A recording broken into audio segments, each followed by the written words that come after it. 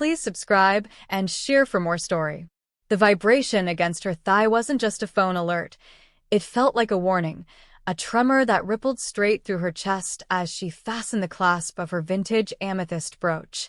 It was the brooch her late husband, Harold, had given her for their 30th anniversary, a piece she saved for days meant for joy. Today was supposed to be one of those days. At 72, Maris Caldwell stood in the sunlit hallway she had cleaned since dawn, dressed in the deep blue silk gown her son Rowan once said made her look timeless. The warm smell of cinnamon pear crumble, her grandchildren's favorite, floated from the kitchen. But when she checked her phone, the sweetness curdled instantly. The message was from Nolan Bryce, her accountant of 20 years, a man who never contacted her on weekends. His words were urgent and chilling. "Maris, call me immediately. Do not get in your car. Do not go to Rowan's house. This is an emergency." Maris bent to pick up the phone she dropped, her usually steady hands shaking violently. She stared at Nolan's message as if it were poisonous. The ticking clock above her grew louder, counting down to the lunch she was meant to attend, an outing she'd looked forward to for weeks. She pressed call. Nolan answered before the first ring finished. "Maris," he said, breathless, "you need to sit down. What I'm about to tell you will break you, but it's safe for you here at home, not at that lunch." Maris lowered herself onto the bench by the door, heart thundering.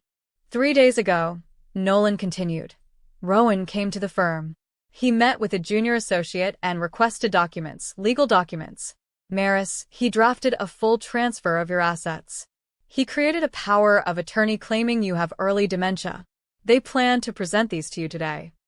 The hallway felt as if it were shrinking around Maris. "Dementia?" she whispered.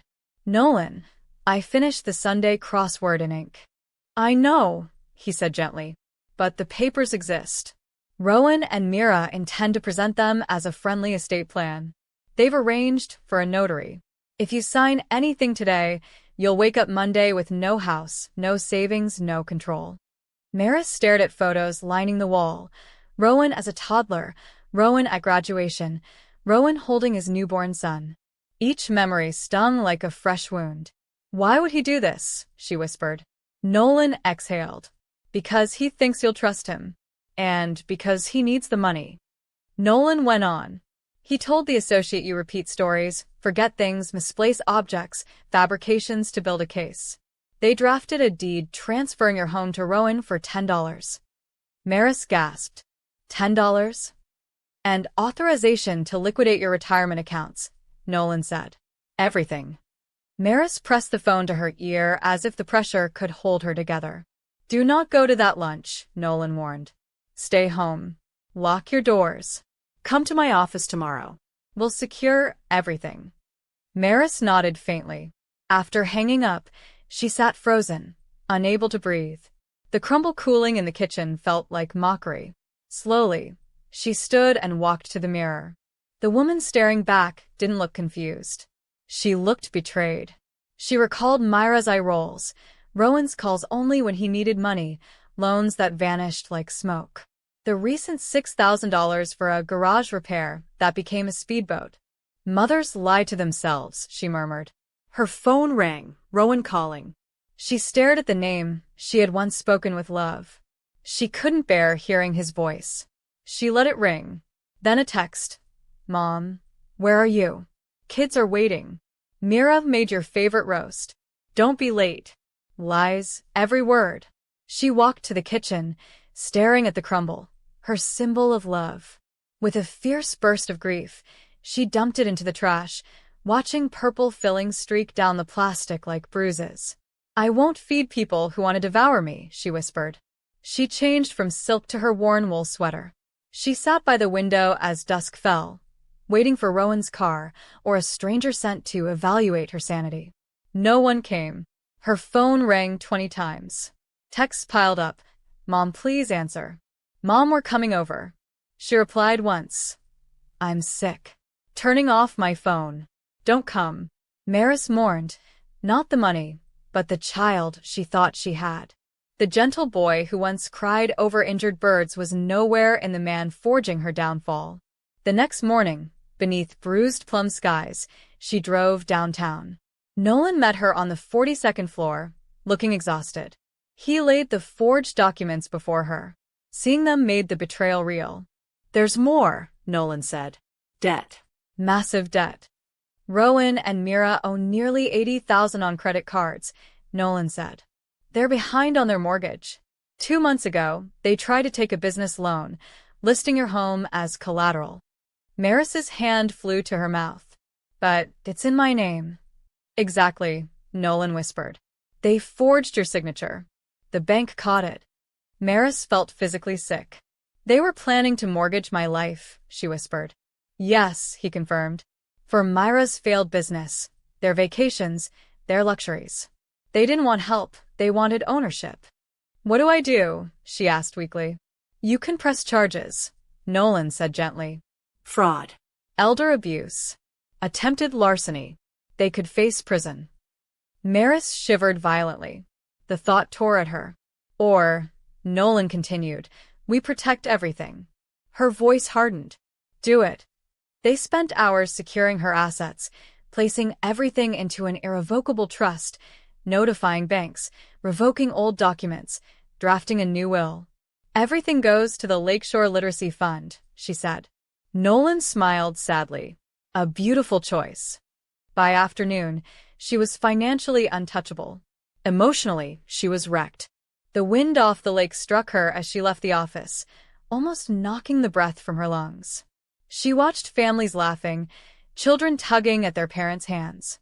Love, she realized, had a dangerous blind spot. On the drive home, she made her decision. She would confront Rowan.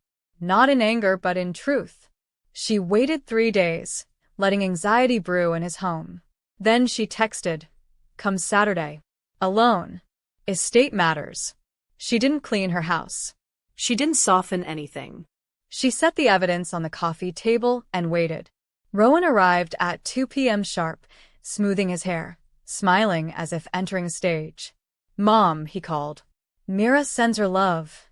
"Sit," she said sharply. His smile faltered. "What's all this?" Maris held up the forged loan application. "Do you recognize this?" Rowan leaned in and blanched. "Mom, I don't know. Don't lie," she said. "This is your crime." She showed him the fabricated dementia claim, the deed transfer, the authorization to liquidate her life. Rowan sank back, defeated. "We were desperate," he whispered. "Myra's business, credit cards. We were drowning." "So you plan to drown me instead?" she asked. No. We "Just needed control of the assets." "Assets?" she snapped. "I'm your mother." He cried then loud, wailing sobs. But Maris felt nothing. "I told Nolan not to press charges," she said. His head shot up. "Thank you, Mom. I'm not done." His relief froze. "You are removed from my will. The trust is locked. You will never access my money." Rowan stared at her, broken. "Mom, the key," she said, extending her hand. Trembling, he returned it. "Now go." "When can I see you?" he whispered. "I don't know," she said. When the door closed, Maris collapsed, sobbing harder than she had in years. The loss was real, a living grief. Weeks passed in gray stillness. She no longer waited for calls begging for money. Silence became strange but comforting. Nolan suggested a support group. She resisted until one lonely Tuesday, when she gathered courage and went. The basement was filled with people who mirrored her pain. A man whose daughter stole his retirement. A woman whose grandson sold her car. Maris realized she wasn't foolish, just loving. After one meeting, a petite, sharp-eyed woman approached her. "I'm Margaret," she said. "Your story is mine, just with a vaguest twist." Her humor sparked a reluctant laugh from Maris, the first in months. They started having coffee.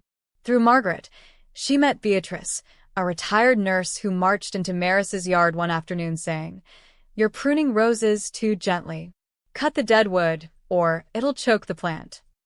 The lesson landed deeper than gardening. The 3 women became the Survivors Club.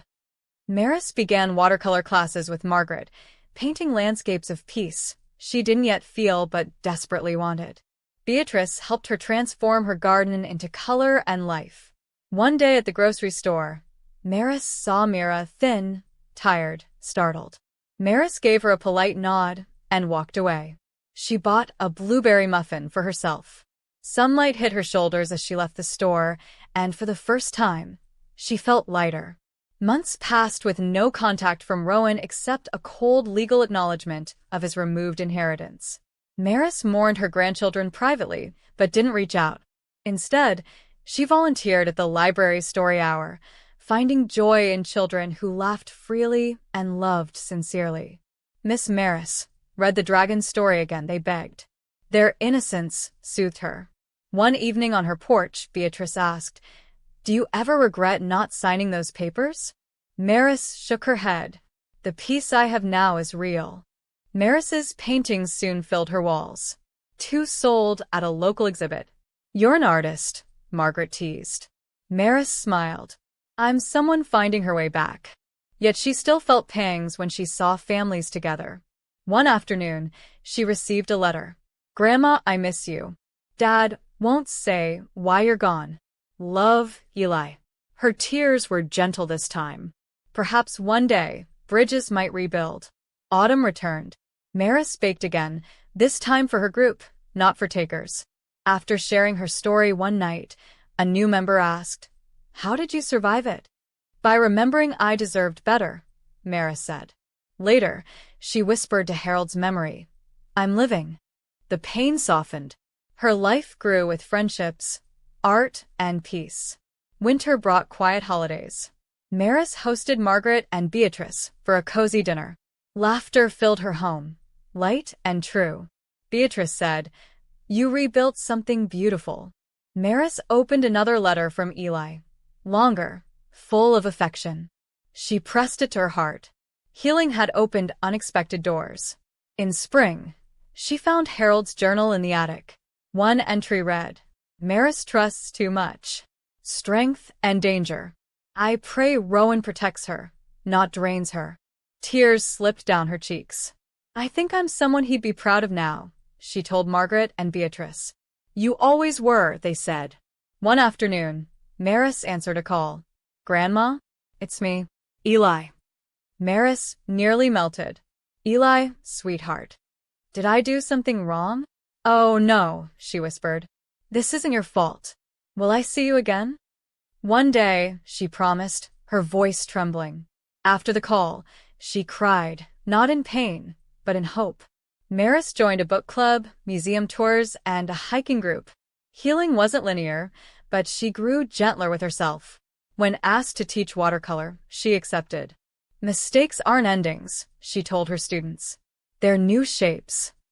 She understood she was speaking about her life. In summer, the Survivors Club traveled to Lake Geneva. On the shore, Maris admitted, "I needed proof I could enjoy life again." "And now you know," Margaret said. That night under stars, Beatrice asked if she missed Rowan. "I miss who I thought he was," Maris said, "not who he became." One fall evening, the 3 women sat on Maris's porch. Margaret asked, "Do you wish things had been different?" "I thought I did," Maris said. "But losing Rowan helped me find myself." Beatrice placed a rose in her hand. "Dead wood pruned." "And new growth," Maris agreed softly. When they left, Maris remained on the porch beneath the skies sprinkled with stars. She thought of the woman she had been, giving until empty, and the woman she had become, rooted, steady, whole. She whispered into the night, "Harold, I'm going to be all right." The breeze brushed her cheek like an answer. She had lost a son, but she had found herself,